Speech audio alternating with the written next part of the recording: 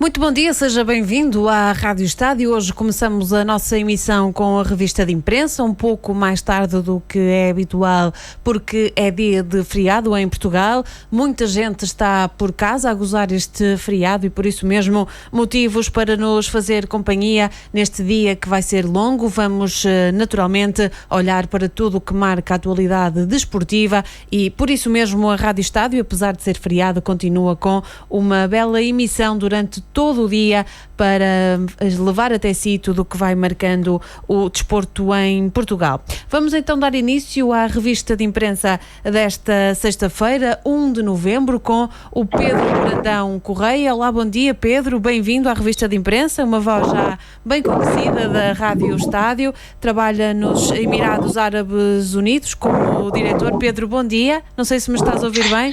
Olá, bom dia, Ana, tudo bem? Espero que estejam todos bem. Bom dia também para os nossos ouvintes e vamos lá a isso. Vamos para longe mais uma vez, não é? Aquela viagenzinha longa, mas que sabe muito bem para juntar os dois países, para matar saudades de Portugal. É verdade. Vamos lá dar uma vista de olhos pelos jornais então portugueses. Vamos então começar pelos jornais portugueses e começamos pelo jornal A Bola, que tem naturalmente o destaque Sporting. Aliás, os três jornais desportivos portugueses dão destaque ao Sporting e à vitória difícil ontem em Paços de Ferreira. Mão cheia, diz o jornal A Bola, que tem Bruno Fernandes na capa, foi ele quem marcou o golo da vitória. No recorde, Bruno não falha ao converter a grande penalidade que deu a vitória ao Sporting. Um Paços de cada vez, escreve o jornal O Jogo, Pedro. É verdade, é mais uma vitória, é uma vitória importante para o Sporting neste momento. Penso que no contexto daquilo que é a equipa do Sporting, que tem sido a realidade dos últimos tempos, mais importante ganhar do que propriamente jogar bem, ainda que me parece que na primeira parte houveram ali momentos de algum bom futebol, ou pelo menos melhorias em comparação com outros jogos. Depois na segunda parte as coisas já não correram tão bem, mas neste momento é, como digo, importante para o Sporting, penso que é ganhar para ir ganhando confiança, para que a equipa possa estar noutra perspectiva perante os próximos jogos, de não tanta pressão como tem estado até aqui, e olhar cada vez mais para o próximo jogo, e não tanto para as competições, penso eu. Fala-se também do penalti que foi cometido por Luís Carlos, aqui mesmo no jornal A Bola, diz penalti incrível. No jornal Record diz mesmo que foi um momento disparatado de Luís Carlos.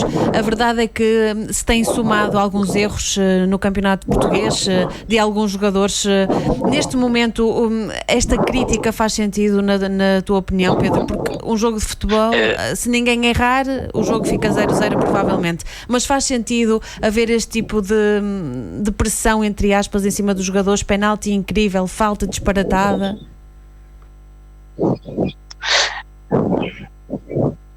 Ana, eu não estou a ouvir muito bem o retorno agora, mas penso que entendi a pergunta. Não, a questão de facto é como tu dizes, eu penso que é um pouco exagerado.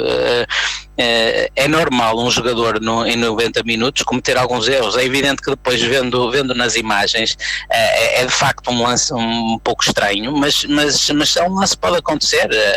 O jogador está preocupado em seguir a linha da bola, a bola é batida a meia altura e há um toque no braço. Pronto, de facto é um lance estranho, principalmente visto na televisão, é um lance estranho. Eu diria que dentro do campo não será um lance tão estranho quanto isso, mas pode acontecer. É como tu estavas a dizer, há muito enfoque no erro, tanto dos jogadores, então dos árbitros ainda pior, e o futebol, para haver gols tem que haver erros de parte a parte, senão acabavam os jogos todos 0-0, não é?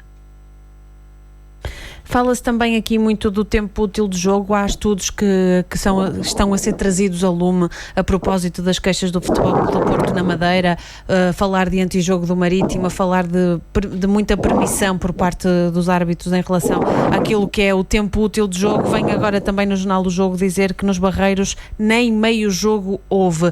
Tens esse sentimento também quando vês um jogo do Campeonato Português? Achas que o Campeonato Português, a nível de tempo útil, é dos que pior tempo tem?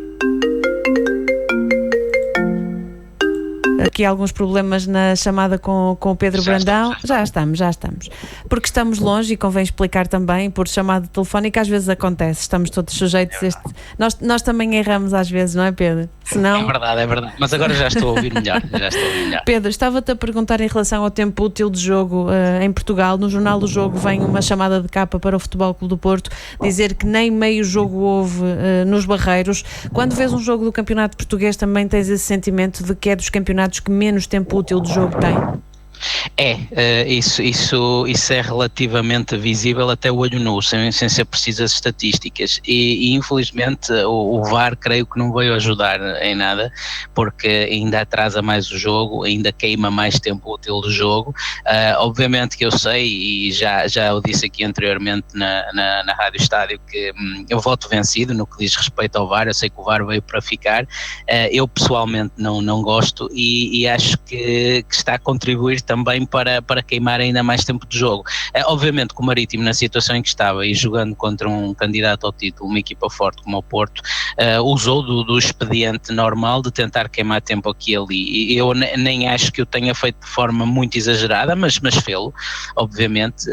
Mas depois há uma série de circunstâncias que também contribuíram para que o tempo de jogo não fosse muito na Madeira. O estado do relvado, de facto, também não ajudou.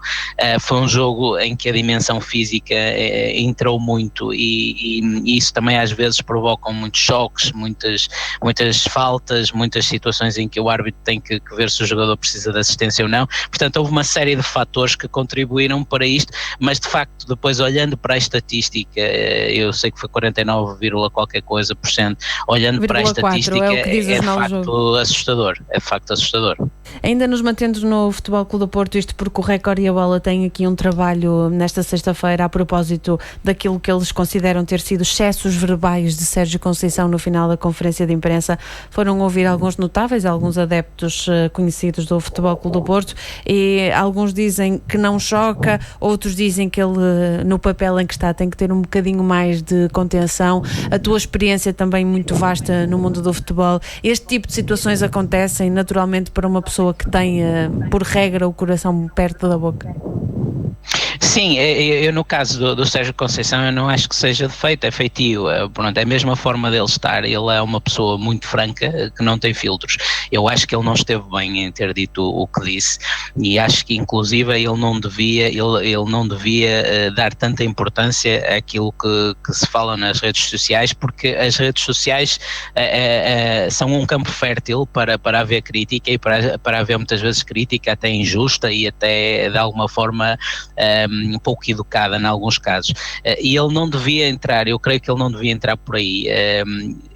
Por outro lado, repara, noutra circunstância e noutro clube, com outra pessoa, até poderia pensar que foi uma estratégia para tentar desviar as atenções de um resultado menos conseguido. Neste caso, nem creio que isso tenha sido, porque o Sérgio Conceição, pronto, é mesmo assim, é mesmo a matriz de comunicação dele, mas acho que de facto foi um exagero, e depois este tipo de acontecimentos que vão tendo lugar muitas vezes com o Sérgio Conceição, acabam por tirar o foco de, por exemplo, duas situações só este ano, para dar só para o enfoque nesta época, tanto no jogo com o Benfica como no jogo com o Famalicão, que curiosamente eram equipas que estavam no topo. O Famalicão era o líder também. A estratégia do Sérgio Conceição para esses dois jogos, que eram importantíssimos para o Porto, foi genial, e com isso conseguiu ganhar dois jogos muito importantes e que podem até ser decisivos depois nas contas do título. Também o título que o Sérgio Conceição ganhou há 2 anos pelo Porto, na minha opinião, muito do mérito é do treinador e da equipa técnica, obviamente. Depois, quando ele entra nestas situações da comunicação, em que vai um bocadinho para além daquilo que são os limites normais, eu penso que a pessoa que fica mais a perder com isto tudo é ele. Em relação aos encarnados, e vamos virar agulhas para o Estádio da Luz e também dar aqui um pouco de atenção ao que escrevem os jornais, vão pegar muito naquela que foi uma dupla utilizada por Bruno Lage no jogo com o Portimonense, Chiquinho e Carlos Vinícius. Diz o Record que Chiquinho ganha o lugar. Em relação à bola e ao Jornal do Jogo, dão atenção a Carlos Vinícius, agarra o lugar e chamam-lhe até no Jornal do Jogo matador a jato. Houve de facto neste último jogo uma boa química entre o Chiquinho e o Carlos Vinícius. Eu creio que neste momento o Carlos Vinícius é de facto o melhor ponta de lança que o Benfica pode utilizar. Aliás, os números provam isso. Eu creio que ele tem um golo a cada 48 minutos, se não estou em erro. Embora as estatísticas sejam sempre relativas, são sempre estatísticas, são números, ajudam-nos a perceber as coisas, mas creio que num contexto de um jogo como o futebol não deverá ser por si só determinante. Mas de facto o impacto que ele tem no jogo, quando se assiste a um jogo do Benfica, vê-se que neste momento é diferente dos outros dois pontas de lança que o Benfica tem. O Chiquinho, por outro lado, que é um jogador que eu conheço relativamente bem da passagem pelo Leixões, está a jogar até numa posição que não era tão habitual. Ele era mais um 8 na altura do Leixões, às vezes fazia 10, mas era um pouco mais um 8, e está-se a revelar um jogador acima das qualidades que ele tem, técnicas e táticas. Está-se a revelar um jogador mentalmente muito forte, muito sólido, e creio que pode ser uma solução muito interessante para o Benfica naquela posição onde jogavam habitualmente João Félix ou Jonas no ano passado. Fala-se também nos jornais do Boa Vista de uma vitória frente ao Sporting de Braga ontem no Bessa por 2-0, quebrou-se aqui uma série vitoriosa de Sapinto, e este Boa Vista é a única equipa que ainda não perdeu no campeonato. Está a surpreender, na tua opinião? Está. O facto de ainda não ter perdido está a surpreender bastante. É uma equipa que não tem grandes recursos. O Boa Vista, neste momento, a equipa do Boa Vista não tem grandes recursos. Obviamente que o Boa Vista é um dos maiores clubes a seguir aos grandes que nós temos em Portugal, mas a equipa em si não tem recursos por aí fora, e é um resultado muito, muito bom para o Boa Vista em casa contra uma equipa como o Braga. Penso que também aqui muito mérito pelo trabalho que o Lito Vidigal tem estado a desenvolver. Curiosamente ele ontem nem esteve no banco, mas seguramente a equipa técnica tem as instruções, e acho muito interessante esta carreira. Eu creio que o Boa Vista já não perde para o campeonato desde abril, se não estou em erro. Eu li alguns desde abril, o que é notável, e há ali, principalmente a nível defensivo, um trabalho muito bom. Depois a nível ofensivo, lá está, essas tais carências, essa tal falta de soluções vem um pouco mais ao de cima, mas a nível defensivo é de facto de tirar o chapéu o trabalho que o Lito Vidigal tem estado a fazer no Boa Vista. O Santa Clara empatou a 1 com a vitória de Setúbal, também vem referenciado nos jornais. O Vitória de Setúbal, que vive de facto um momento muito conturbado, mas já com Mayong no banco de suplentes conseguiu arrancar ali um ponto no Santa Clara, que é por tradição um estádio difícil de se jogar.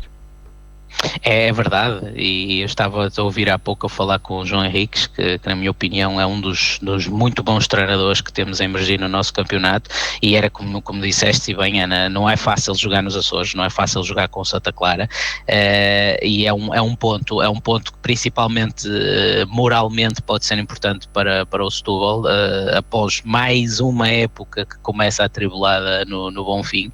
Eu espero sinceramente, porque o Setúbal é um dos clubes históricos do nosso campeonato, espero sinceramente que o clube consiga encontrar o caminho da estabilidade e, se possível, do crescimento, porque são recorrentes as notícias de problemas a vários níveis, e é pena porque o Setúbal é um clube importante para a nossa liga, pela história que tem, pelos jogadores que nos deu ao longo dos anos, e porque é um clube com mística, não é apenas um emblema ou uma camisola, é um clube que tem alma, que tem mística.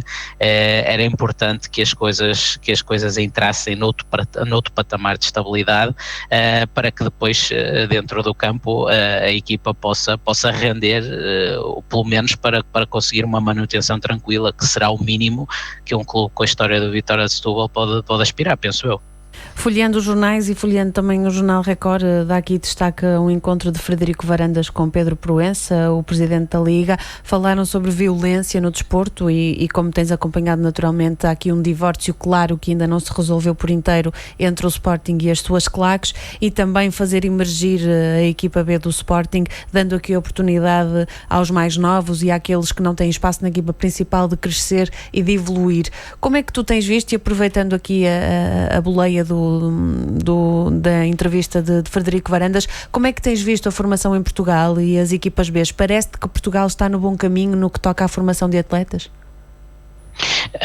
Ana, penso que no geral sim. Aliás, as nossas seleções, não só a principal como todas as outras, e a quantidade de jogadores que temos espalhados não só pela Europa mas também pelo mundo, a dar cartas, como se costuma dizer, assim como treinadores, também é importante que se refira, provam que alguma coisa está a ser bem feita a nível da formação.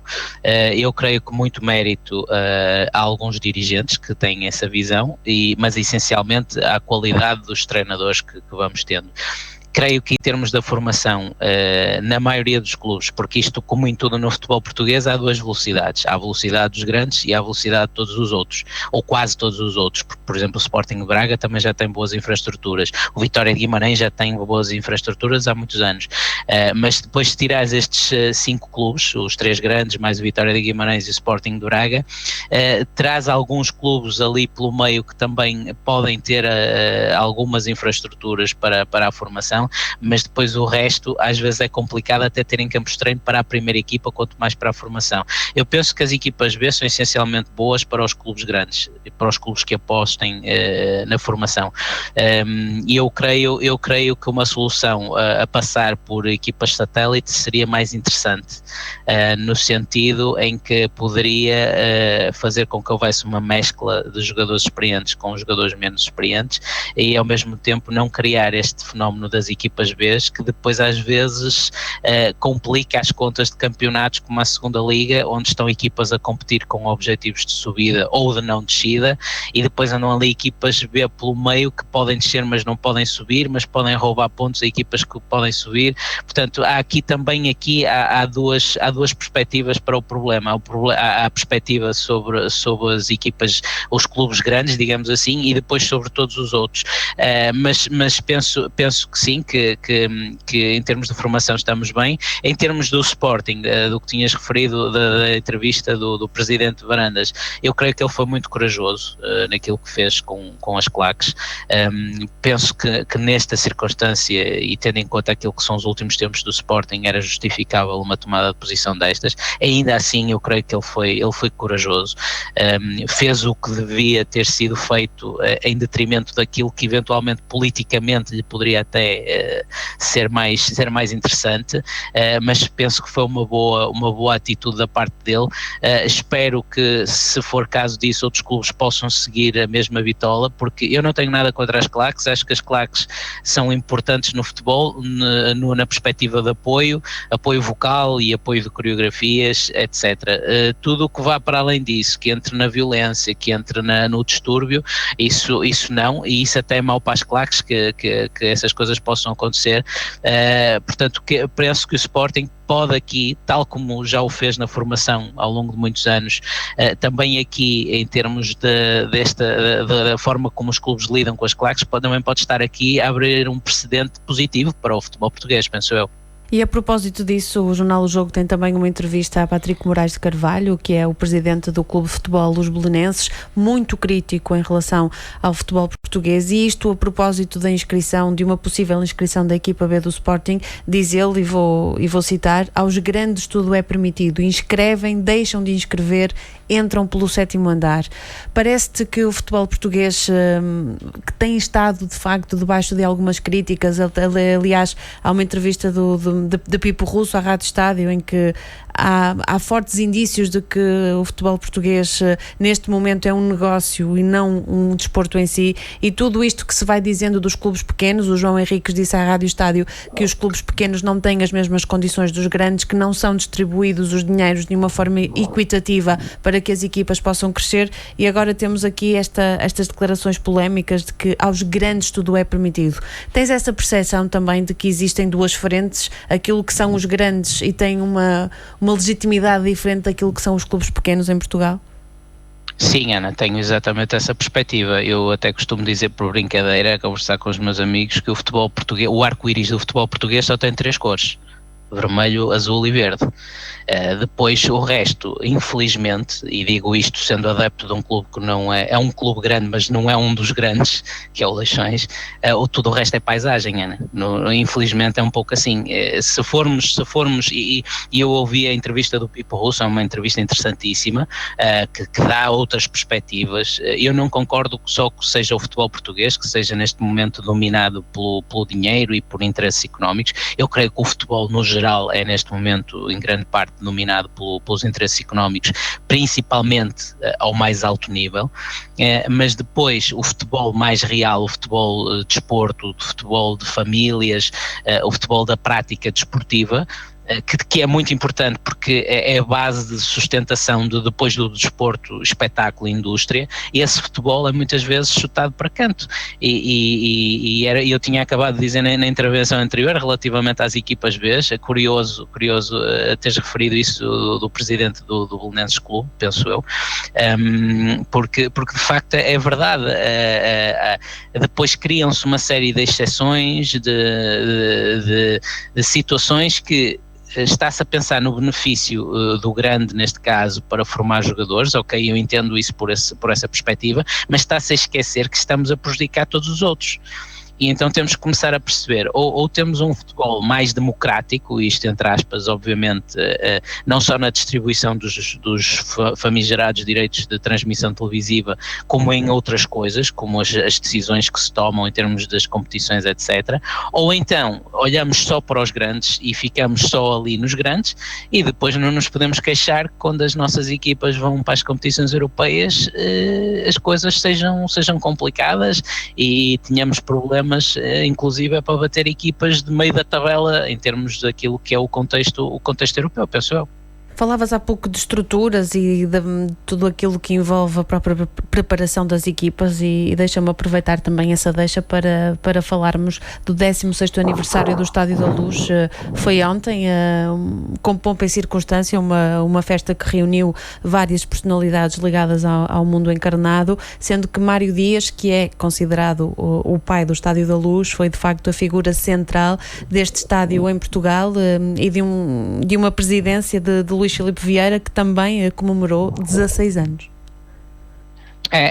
O Benfica tem feito um caminho à sua dimensão muito interessante. De facto, se olharmos para trás 15 anos, 16 anos, daquilo que era o Benfica, principalmente no pós-Vale Azevedo, e aquilo que é o Benfica hoje, creio que a honestidade intelectual força-nos a levar a concluir que houve um trabalho muito meritório de Luís Filipe Vieira e das pessoas que estão com ele. Obviamente não é só o Luís Filipe Vieira, o Mário Dias, por exemplo, em relação ao estádio, sim, sempre foi tido em conta.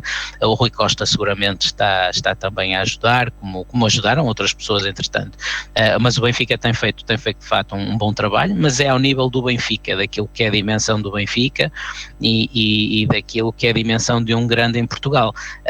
Em relação a outros clubes da nossa liga, há muito ainda para evoluir, porque muitos dos outros clubes fazem muito com pouco, precisam de obviamente ter mais e depois precisam também de saber gerir bem. Agora o Benfica, de facto, num contexto não só nacional, como também depois daquilo que é o negócio a nível internacional, não só através da captação de patrocinadores, como também da forma como fazem a gestão desportiva com a venda de jogadores e a tentativa de recrutamento barato ou de formação quando possível, de facto penso que é uma matriz boa para seguir, mas cada clube à sua dimensão, porque obviamente clubes de meio da tabela em Portugal não vão conseguir vender um jogador facilmente por 15 milhões de euros, e o Benfica chegou a vender vários jogadores por 15 milhões de euros que praticamente nem tinham jogado na primeira equipa. Portanto, cada um dentro da sua dimensão, mas creio que o Benfica aí também traçou uma rota a nível de gestão desportiva e gestão empresarial que pode ser em muito seguida por outros clubes em Portugal. Há também outra chamada de capa que já lá vou falar contigo, que tem a ver com o Flamengo de Jorge Jesus, que está na moda, e já vamos perceber o que é que se passou ontem em Goiás. Antes, queria a tua opinião e a tua nota em relação a dois assuntos. O primeiro, a chamada de Neon Pérez, do Famalicão à seleção argentina. Parece-te que este Famalicão, ao contrário do que se pensa, afinal tem ali muito por onde explorar? Tem seguramente. seguramente, e Ana, não só a nível desportivo, também a nível de estrutura e organizativo, o Famalicão é um case study, tem ali muito que explorar. Acho que vai ser interessante com o decorrer do tempo. Eu não creio que o Famalicão consiga ficar tão lá em cima quanto está agora, infelizmente, creio que vai descer alguns lugares no final, mas ainda assim tem todas as possibilidades de ser uma equipa de pelo menos se intrometer na luta pelas competições europeias, e creio que vai ser sempre um bom ponto de reflexão, porque independentemente daquilo que se vai falando também nos bastidores, que há uma influência do agente Jorge Mendes no contexto daquilo que é o Famalicão e daquilo que é a estrutura que foi montada no Famalicão, a verdade é que há ali trabalho feito que me parece que vai bem para além do Jorge Mendes, porque olha-se para o estádio do Famalicão, e eu fui lá várias vezes ver jogos, e hoje vê-se o estádio do Famalicão na televisão e vê-se que há ali trabalho feito. O Famalicão há meia dúzia de anos estava na terceira divisão, ou coisa que o valha, não tinha quase ninguém no estádio, entretanto foi feito um trabalho que hoje faz com que o Famalicão, que também obviamente a reboque dos bons resultados da equipa, tenha um estádio muito bem composto para aquilo que é a realidade dos clubes médios do nosso futebol, obviamente. Portanto, há ali muita coisa interessante que vai para além do mero campo desportivo, que eu creio que vai ser importante analisar com o decorrer da época. Falavas também do facto de não haver só boa formação a nível de jogadores, há também boa formação a nível de treinadores, e destaque para 3. O primeiro, Vítor Oliveira, fica no Gil Vicente, depois de ter deixado em aberto uma possibilidade de saída depois da derrota em Famalicão.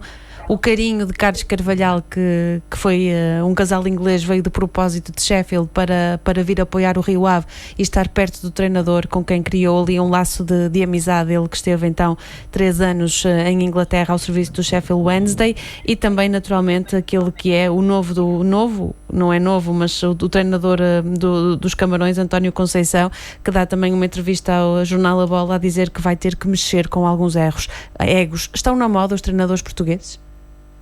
Seguramente, Ana, seguramente. Olha, falaste de 2 dos meus treinadores preferidos, o Vítor Oliveira e o Carlos Carvalhal, com estilos diferentes, mas dois treinadores que até a nível pessoal considero bastante, e com provas dadas. Em relação àquilo que é o nosso treinador, principalmente no contexto internacional, que eu creio que aí até é mais interessante ainda do que aquilo que se passa a nível nacional, o nosso treinador, para além de ser bastante competente, e há treinadores de outras nacionalidades que também serão igualmente competentes, o nosso treinador tem uma capacidade de adaptação que é notável e que é fundamental, tendo em conta que estará a trabalhar em contextos diferentes, em culturas diferentes, às vezes com religiões diferentes. Portanto, a capacidade que os nossos treinadores têm de chegar a qualquer local no mundo, perceber o contexto em questão, perceber a realidade que encontram, e depois partir daí com as ideias, obviamente, que têm, com os princípios que obviamente norteiam as carreiras e às vezes até as personalidades, e partir para bons trabalhos, eu creio que é notável, e é mais um motivo de grande orgulho que nós até como país devemos ter de pessoas que vão para fora e que dão cartas e que mostram trabalho, têm resultados, têm vitórias, porque aqui há uns anos era só Cristiano Ronaldo e José Mourinho. Hoje em dia há vários treinadores e vários jogadores em contextos muito diferentes, que vencem, que levam a bandeira de Portugal longe e que fazem com que Portugal comece a ser uma marca de futebol. Portanto, já não é só o José Mourinho e o Cristiano Ronaldo como individualidades, Portugal começa a ser uma marca de futebol, e aí os treinadores portugueses têm tido um papel, a meu ver, fundamental. E vamos então falar de Jorge Jesus, porque falamos de treinadores que estão na moda, portugueses, naturalmente, que estão na moda. Vamos até ao Brasil e permita-me usar aqui mesmo a expressão do Lance, que é um jornal e um site de referência no Brasil, diz "segura, garoto", porque o Jorge Jesus ontem empatou, portanto, sofreu um golo aos 94 minutos e os jornais portugueses dizem Jesus traído aos 94 minutos. É verdade que é um empate, mas também é bem verdade que não belisca a liderança para já confortável do Flamengo no Brasileirão.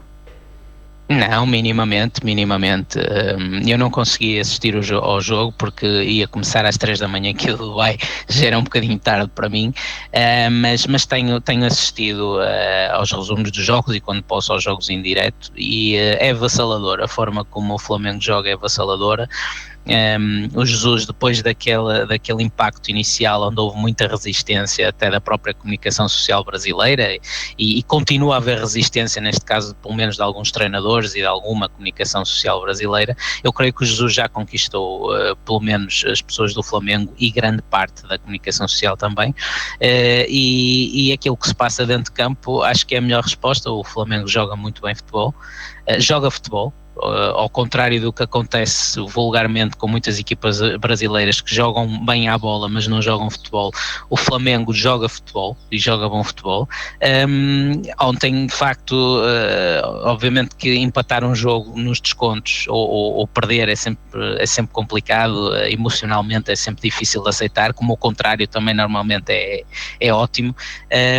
Portanto, perdeu 2 pontos, mas tendo em conta que ele quando chegou estava 8 pontos atrás e agora está 8 pontos à frente, eu creio que a perspectiva mais acertada será pensar que ele ganhou 16 pontos, entretanto, não é? E creio que com maior ou menor dificuldade, mais jornada ou menos jornada, o Flamengo vai ser campeão do Brasileiro, e depois vamos ver o que é que acontece na Libertadores e no Mundial dos Clubes, porque penso que essas sim serão as grandes provas de fogo para tornar ainda mais impactante aquilo que é a carreira do Jesus no Brasil, que é de facto notável. Andou a circular na internet um vídeo com fogo de artifício à meio da noite para destabilizar o Jorge Jesus e os jogadores. Achas que isso pode de facto ter tido alguma influência? Que rezam as crónicas que eles acordaram efetivamente, levantaram-se e foram ver o que é que se passava. Alguma influência tem, porque um atleta, principalmente antes de um jogo, tem que descansar bem, e obviamente que se eles acordaram à meio da noite principalmente, e isto uma pessoa da área médica poderá explicar seguramente muito melhor do que eu com conhecimento de causa, bem não faz, ajudar não ajuda. Agora também não creio que isso seja por si só decisivo para um desfecho de um jogo. Há outras coisas e normalmente também jogadores do nível do Flamengo e então o Jesus muito mais estão habituados a estes truques, digamos assim, que às vezes acontecem de forma mais concertada ou menos concertada, não é? Porque até podem ter sido simplesmente adeptos a fazê-lo. E normalmente são jogadores que já têm tarimba e equipas técnicas que já têm tarimba nestas situações e que também conseguem minorar os estragos. Agora, que não terá sido positivo, não, isso seguramente que não foi, Ana.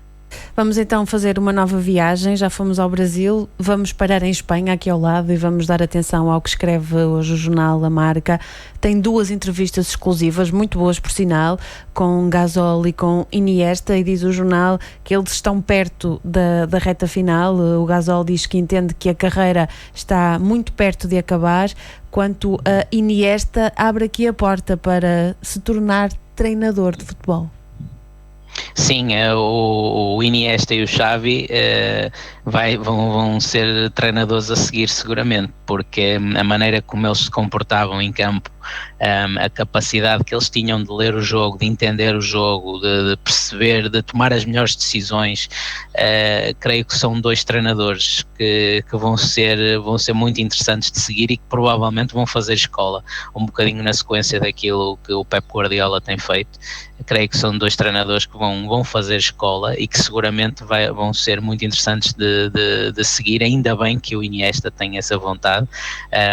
Não sei se o Gasol também vai enverdar pela mesma carreira, mas o Xavi já sei que já está a treinar uma equipa no Qatar, o Al Sadd, que era a equipa onde ele acabou de jogar na altura com o João Ferreira, ou seja, teve mais um bom professor no final da carreira dele, e agora o Iniesta, tendo esta vontade também de enverdar pela carreira de treinador, vai ser muito interessantíssimo perceber as ideias que eles vão trazer para o jogo, e vai ser muito interessantíssimo também entrevistá-los, tal como entrevistar o Guardiola, que normalmente explica sempre muito bem aquilo que pretende das equipas, e é sempre um prazer ouvi-lo para entender mais sobre o jogo. Creio que estes 2 também vão ser treinadores muito interessantes de ouvir, para além de os ver a treinar, obviamente. O que seria de um campeonato com eles todos juntos, a treinar cada um a sua equipa? Consegues imaginar?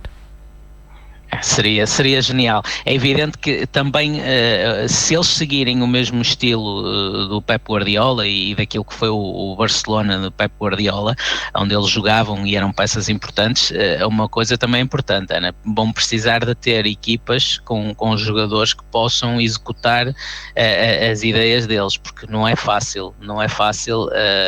Hoje em dia está muito na moda, em Portugal também se tem discutido isso, eu tenho acompanhado algumas discussões a esse nível, do futebol total, do futebol de construção de trás, desde o guarda-redes, etc.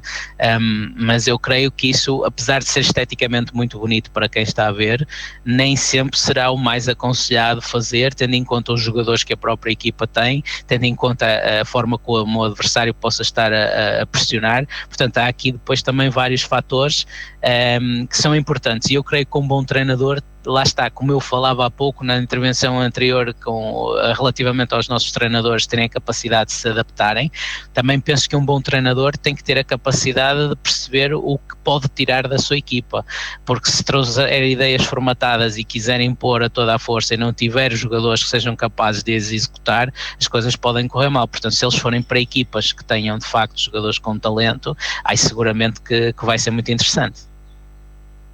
Mantendo-nos no treinador, o jornal AS dá também destaque aqui a Zidane, diz que o francês encontra com Valverde e Rodrigo a sua equipa ideal depois de 13 jogos. Concordas que o Real Madrid não está de facto a passar aqui um bom momento, apesar de estar a apenas um ponto da liderança, que neste momento é ocupada pelo Barcelona? Penso que não, mas o Real Madrid, mais do que a própria equipa, o momento da equipa atual, o Real Madrid é sempre um clube muito difícil, porque é um clube, ao contrário do Barcelona, que tem uma matriz de clube, ou seja, independentemente de ter individualidades como o Messi, que obviamente sobressaem, tem uma matriz de clube, tem uma matriz de jogo, tem uma matriz de mentalidade, até o facto daquela questão da Catalunha, que é uma questão mais política, acaba por ajudar também de alguma forma a que o clube seja mais unido, seja mais uno, seja mais uma equipa e menos uma soma de individualidades. O Real Madrid, por outro lado, a meu ver, é um saco de gatos. É um saco de egos enormíssimos, em que, e muitas vezes apontava-se o dedo ao Ronaldo. Eu creio que o Ronaldo até teve um papel muito bom no Real Madrid, às vezes até a liderar e a tentar que as coisas fossem numa determinada direção. Agora, eu creio que o principal problema do Real Madrid, do Zidane neste caso em concreto, é gerir egos, porque se olharmos para o plantel do Real Madrid, está ali um plantel fortíssimo, com jogadores cheios de talento. Portanto, se aquilo não funciona, e já tiveram um outro treinador que não estava a funcionar, agora volta ao Zidane e as coisas estão ali meias tremidas. O problema, eu creio que terá a ver com gestão do balneário, com gestão dos egos, com gestão das expectativas, contratos, publicidades.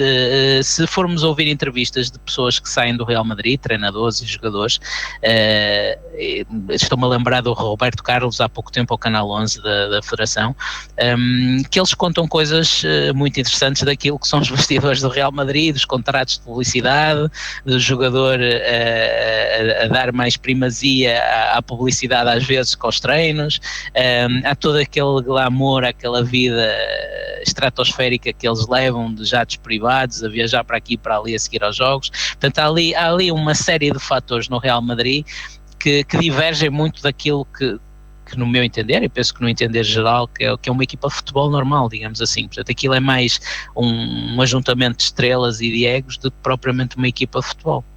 No Sport de Espanha há também aqui um destaque para aquilo que eles chamam ser a sensação do Mundial de Sub-17 e a futura estrela do Barça.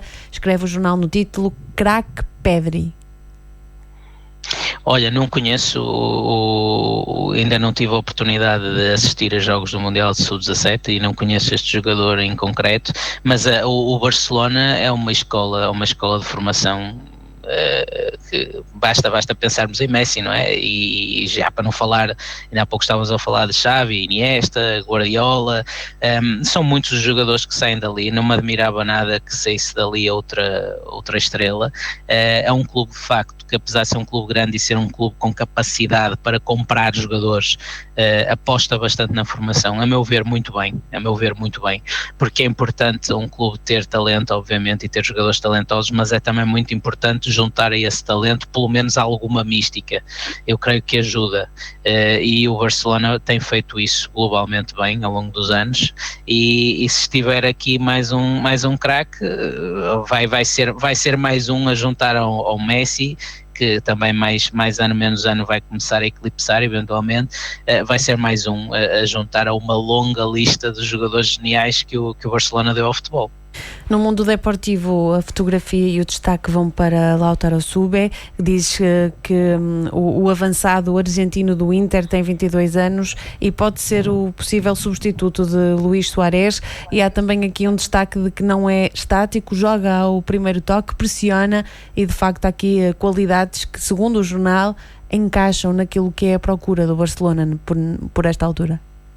Sim, Ana, é um jogador que tem de facto características, algumas características semelhantes ao Suárez.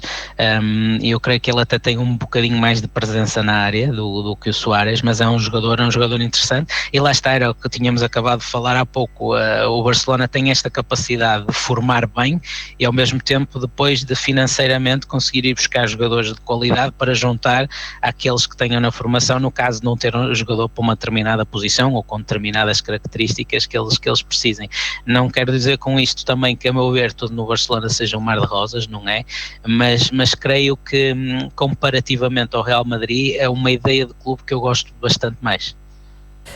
Vamos agora viajar mais um bocadinho e parar em Itália, no La Gazzetta dello Sport, que tem naturalmente Cristiano Ronaldo numa das chamadas de capa e os 29 golos que já marcou em 2019. Destaque também para Arturo Vidal e para o facto dele estar bem no Barcelona, e portanto uma fotografia também de Vidal, mas o grande destaque vai para a primeira vitória de Pioli à frente do Milan, a vitória ontem com um único golo de Suso, ele que também aparece na capa e é bastante elogiado pela forma como ajudou o técnico a alcançar a primeira vitória ao final de 3 jogos. É verdade, o Cristiano continua a fazer a sua carreira, não é? Ainda há 2 dias voltei a ver aqui no Dubai uma criança com uma camisola do Cristiano da seleção, porque do Real Madrid e da Juventus, isso é ao pontapé, mas da seleção, volta e meia também vejo, e é uma coisa que obviamente me enche de orgulho, e o Cristiano continua na senda dele. O Milan, é interessante que o Milan se possa reerguer. O Milan nos últimos anos tem andado um pouco por baixo, foi uma equipa dominadora nos anos 90, e é importante para o futebol italiano que o Milan se reerga, porque eu não gosto muito destas hegemonias como a que o Juventus tem em Itália e o Bayern Munique de alguma forma tem na Alemanha, porque creio que tornam as competições um bocadinho enfadonhas, pelo menos na perspectiva de um adepto que não torce por ninguém em particular. Neste caso, obviamente, faço muito gosto que a Juventus ganhe por causa do Ronaldo, mas só por causa disso. Mas em termos das competições em si, um clube que seja extremamente dominador torna as coisas um bocadinho enfadonhas, penso eu. E o campeonato de Itália, um pouco como a Premier League hoje em dia, o campeonato de Itália tinha na década de 90 ali 3, 4, às vezes até 5 equipas que se envolviam na luta pelo título, embora depois o título fosse essencialmente distribuído pelos Inters e pelos Milans e pelas Juventus, aqui ali pelos Nápoles, mas acabávamos sempre por ser os mesmos a ganhar, mas pelo menos havia uma disputa maior.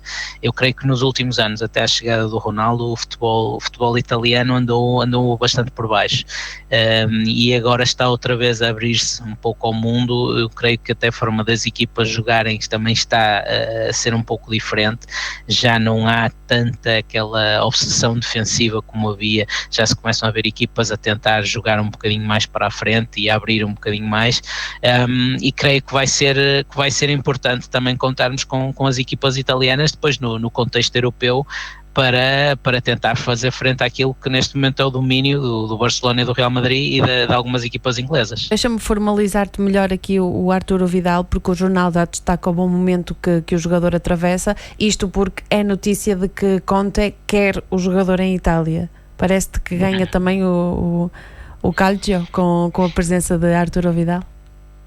Faz sentido. É um jogador que encaixa bem as características que ele tem, aliás, ele já por lá passou, as características que ele tem encaixam bem no futebol italiano.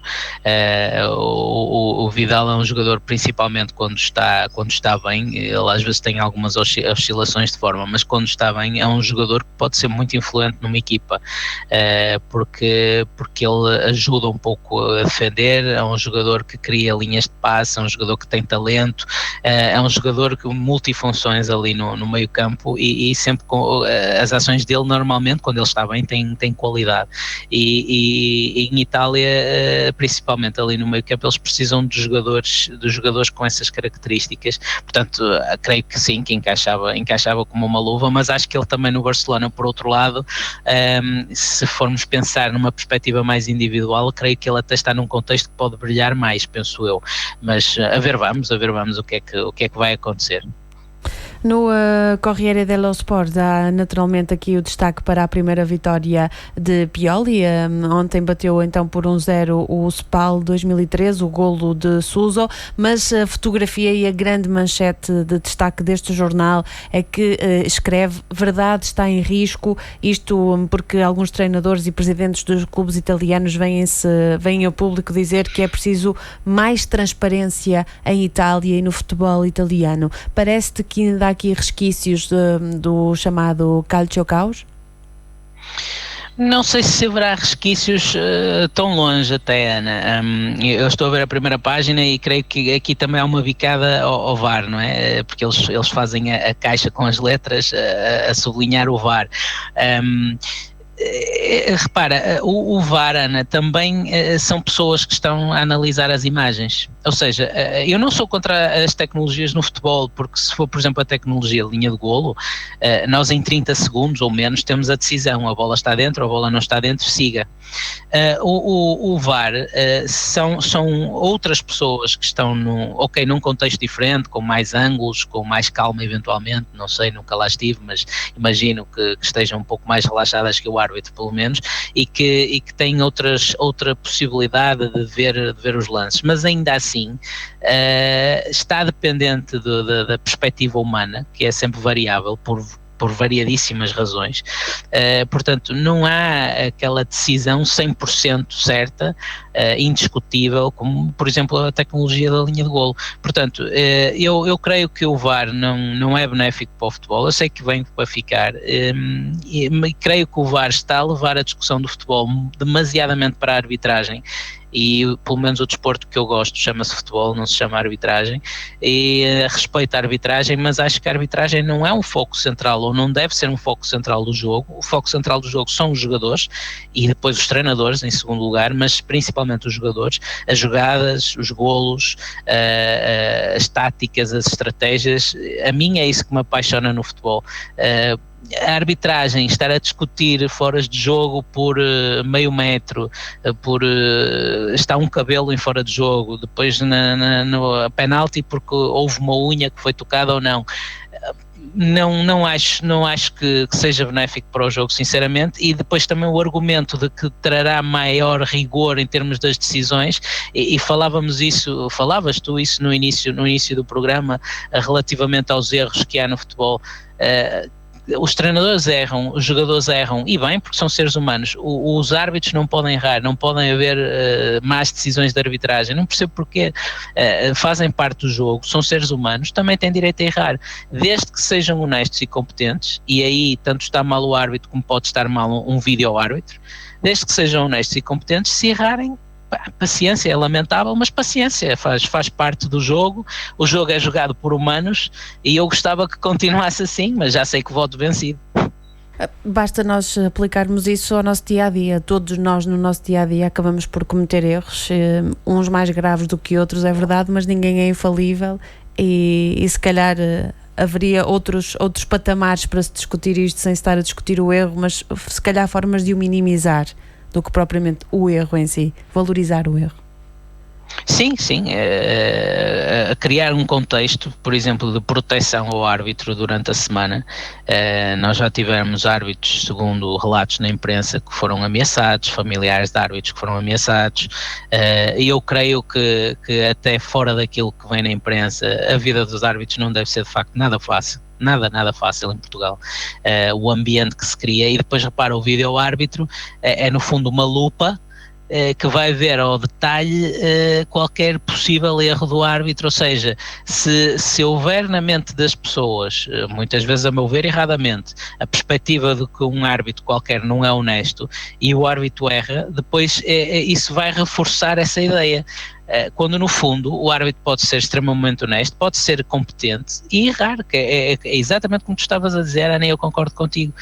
Somos seres humanos e cometemos erros. Agora, creio que poderia haver outra proteção eventualmente aos árbitros no contexto de treino, no contexto de um acompanhamento que não sei se há até a nível psicológico para lidar com algumas situações, até a nível da própria comunicação. Não sei se os árbitros não deveriam começar a comunicar também e a tentar num contexto o mais protegido possível explicarem algumas decisões, mesmo que essas decisões fossem erradas, ou principalmente até se essas decisões fossem erradas, para que as pessoas também possam entender o trabalho de um árbitro, porque eu sinceramente não gostaria de ser árbitro de futebol, porque acho que é horrível. A pessoa vai para ali e para fazer um trabalho que devia até ser discreto, devia ser meramente de gerir o jogo, e vai para ali estar sob fogo de toda a gente, de tudo e de todos, das pessoas que estão no banco, das pessoas que estão na bancada, dos jogadores, dos jornalistas, dos adeptos, está toda a gente virada contra o árbitro e o homem está ali sozinho dentro de campo com mais 2 colegas de equipa, numa circunstância daquelas não deve ser nada fácil, penso eu. Posso-te contar a minha experiência, isto também para contextualizar. Fiz o curso de árbitra de handball, porque fazia muito handball e achei que devia ter uma formação mais específica para poder fazer melhor o meu trabalho, e uma das componentes era o estágio, e o estágio era arbitrar um jogo, e foi das piores sensações que tive em toda a minha vida, a não repetir seguramente. Imagino, Ana, mas é um exemplo interessante que dás, porque às tantas era pedagógico a nossa liga criar um programa em que chamariam adeptos e chamariam jornalistas e chamariam comentadores a arbitrarem que fossem jogos de 5 contra 5 para sentirem aquilo que é a dificuldade do trabalho de um árbitro. Eu volto a dizer, a menos que o árbitro, e que seja claramente provado que o árbitro não seja honesto ou que não seja competente, neste caso, tudo o resto é desculpável, faz parte do jogo, faz parte da nossa condição humana. Há que, lá está, como tu disseste bem, tentar minorizar, tentar criar situações de apoio, de formação, de tudo isso, para tentar controlar ao máximo as variáveis que possam levar a um erro, mas a partir daí deixar que o jogo role, porque se o jogador falhar um gol de baliza aberta, também não vamos estar com um vídeo-árbitro em cima, falhou um gol, se ele marcar 2, toda a gente vai ficar satisfeita. O problema é que o árbitro, se falhar uma decisão e acertar 99, toda a gente lhe vai cair em cima por causa daquela decisão. Esse é que é o problema. Falta-nos só dar aqui uma espreitadela ao Tuttosport, que tem 2 entrevistas exclusivas, a primeira com Pjanic, médio da Juventus, que abre um pouco o livro daquilo que tem sido a sua carreira, e também Ranieri, que foi anunciado como técnico da Sampdoria, que vive um momento complicado na Liga Italiana, e ele aparece aqui como o salvador, ou pelo menos tentar salvar aquilo que tem sido uma época desastrosa da Sampdoria. Eu creio que é uma boa escolha para a Sampdoria, o Ranieri. De facto, ele é, como se diz em Inglaterra, um miracle man, não é? Depois daquilo que ele fez no Leicester, que é um conto de fadas, é talvez um dos maiores contos de fadas do futebol. Eu creio que é o homem certo para tentar recuperar aquilo que também é um histórico em Itália, a Sampdoria. Eu lembro perfeitamente da Sampdoria ter disputado uma final da Liga dos Campeões com o Barcelona, na altura com o Attilo Lombardo, com o Roberto Mancini, era uma equipa que eu seguia na altura e que era uma equipa muito boa do futebol italiano, é um clube histórico e de facto penso que escolheram o homem certo, pelo menos em termos de treinadores, acho que estão no bom caminho. Vamos lá ver o que é que eles conseguem fazer a partir daqui. Pedro, mais alguma nota queiras deixar esta manhã? Uma manhã de feriado chuvosa em Portugal, está mau tempo, mas nós fazemos sempre companhia. Então não posso falar sobre o tempo que está aqui no Dubai, senão as pessoas vão ficar chateadas comigo. Muito, eu vou ser a primeira. Comigo. Não, Ana, dizer que foi um prazer, foi a primeira vez que fizemos a revista de imprensa, normalmente tenho feito com o Rémulo ou com outros colegas. Dizer que, aproveitar a oportunidade para dizer que estou muito satisfeito por também de alguma forma fazer parte do vosso projeto, porque acho que é um projeto muito interessante, é um projeto que é uma pedrada no charco do futebol em Portugal, tal como o Canal 11 da Federação, também é verdade seja dita.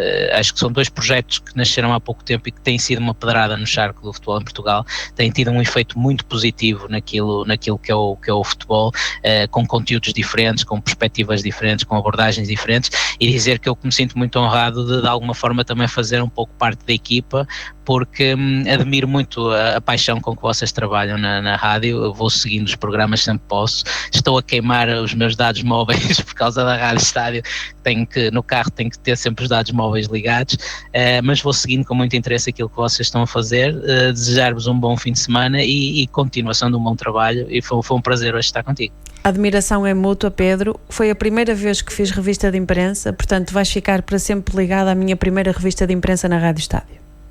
Primeira de muitas, esperemos nós. Claro que sim, espero que sim. Pedro, bom fim de semana também, bom trabalho, porque sei que não há fins de semana para quem anda no desporto, não é? Portanto, bom trabalho e aproveita o bom tempo. Obrigado e bom fim de semana e bom trabalho também para vocês aí. Muito obrigada, até para a semana. Pedro, bom dia, até para a semana. Ouvimos então o nosso habitual comentador da revista de imprensa, Pedro Brandão Correia, diretamente dos Emirados Árabes Unidos, connosco para comentar aquilo que são as principais notas desportivas, com os jornais desportivos não só em Portugal, mas também em todo o mundo, aquilo que vai marcando a atualidade desportiva lá fora. Olhamos então para os jornais desde as 9 até às 10 da manhã. Já sabe que hoje a programação é um pouco especial porque é dia de feriado, adaptamos a nossa programação também àquilo que é um horário habitual de quem está por casa em dia de feriado, mas o Estádio das Redes e os comentários com assinatura mantêm-se, portanto a partir das 10 da manhã é o Rui Matos Pereira que lhe vai fazer companhia no Estádio das Redes e no comentário com assinatura. Eu regresso depois às 11 para lhe dar os principais títulos que vão marcando a atualidade desportiva em Portugal. Por isso mesmo e por estas razões, continuo na companhia da Rádio Estádio.